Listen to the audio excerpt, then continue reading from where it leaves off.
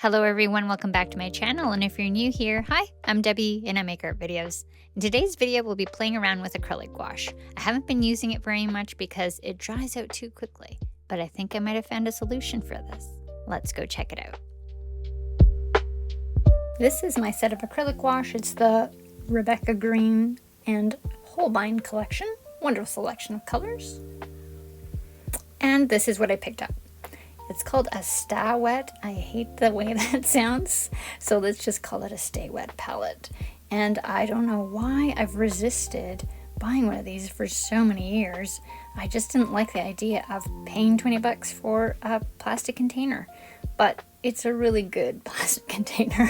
And spoiler, I actually think it's great and highly recommend. So I bought the smaller size. You can get this in a larger size. Actually, you can get them in a variety of different sizes. And it came with 5 sheets of palette paper and a sponge. And you just soak that sponge sheet. I happened to manage to get the exact amount I needed to wet that sponge, but in case you do have some extra water in there, just pour it out, because otherwise it'll get your paint kind of runny inside and things will start getting messy. So just have enough water in there to soak your sponge and just drain the extra. So you just put the palette paper on top like that, and it'll seal, like you'll hear the snap and it'll seal nice and tight. I liked this size because it fit nicely on my table, but I think the 9x12 is a good size too.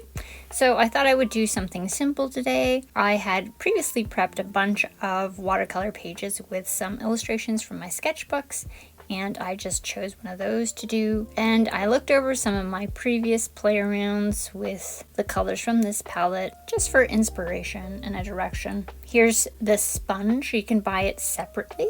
I previously bought a sponge to make my own palette, but it's actually pretty hard to find a suitable container for it. So for this painting, I am using 2 angled brushes, a round brush, and a liner brush, which is new to me. I really like the idea of using acrylic gouache, first of all, because it is less expensive than regular gouache, so it's more budget friendly per tube. But secondly, it has a really nice selection of colors, at least the Holbein range does. That's the one that I'm familiar with. And it comes out of the tube pretty much ready to use, so you don't have to mix it, because I find with some colors of gouache, they can be chunkier, and then there's like a variable of the amount of water that you need to add. With acrylic gouache, I find that you can just wet your brush and then start painting, so it's quicker in that sense. But because I'm not familiar with acrylic paint, or it's just like not my medium, I have always run into this thing of it dries way too quickly, and then if you have a mix that you've mixed, you have to mix it again. So this stayed wet the entire time, and it works. I don't know, sometimes I feel like we can overcomplicate things for ourselves, and the tried and tested methods that everybody uses are often the way to go. So I'm glad I finally broke down and bought this, because I don't know why I was holding off on it for so long. It's what everybody uses, and there's a reason why everyone uses it. It works. I find this kind of painting more like coloring, and it's really relaxing for me because there's not really any kind of color play. I don't know. When you're painting, when you're painting like a painter, I don't know how to make that distinction, but there's another kind of painting where you're painting form and light, let's say. Then that gets really complicated, and that's really thinky, and that is like so much more color mixing, and it's hard. But this kind of painting that's like graphic and you're just filling in flat color, I find really soothing. I suppose it doesn't take a lot of brain power for me, so it's just kind of like a meditative thing, and as long as you pick the right colors, then you're good. Adding the details is always fun because it starts to make things pop out. So for this little character, I basically just did 3 tones for each color mass. So each like her skin tone has 3 tones, her jumper has 3 tones, her hair has 3 tones.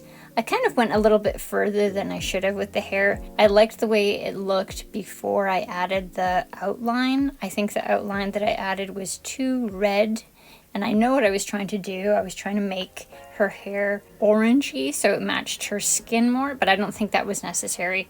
And I liked the shape of it when it was just the brown. But, you know, now I know not to do that in the future. I tested out the color that I mixed for the liner before I started. I brought in a sepia, and the sepia is a really nice alternative to black. I think it's dark enough, and to mix this color, I think I just mixed one of the blues in there, and it isn't technically black, but it reads as black against those colors that I have. And this little image was referenced from a picture on Pinterest, like usual. And yeah, if you're looking for those overalls, they exist somewhere in Japan, so yeah, hunt them down. I really like drawing Japanese fashion shoot photos because there's some real whimsy and playfulness, and often the fashion is really fun and the models are really cute, and there's kind of like a more kind of playful poses going on. So I collect a lot of these images. I collect a lot of images, to be honest. So did you grow up watching Sesame Street? Because my mom claims that that's how I learned to speak English. I come from a Hispanic background, and so Spanish was my first language, and my mom said that, yeah, I guess Bert and Ernie taught me how to speak English. Now that I've discovered this palette and that it works well, I'll probably do much more acrylic gouache paintings, and I enjoy this kind of like easygoing illustrative style, and I hope you do too, because there's more coming down the road. And so to fully test this palette, I did keep it closed for a day, and I came back and checked on it, and everything was still wet. The sponge stayed wet. And then I just thought I would extend the test, and I left it closed for a week, just peeking in on it every once in a while, make sure nothing got moldy. And it was still usable at the end of the week.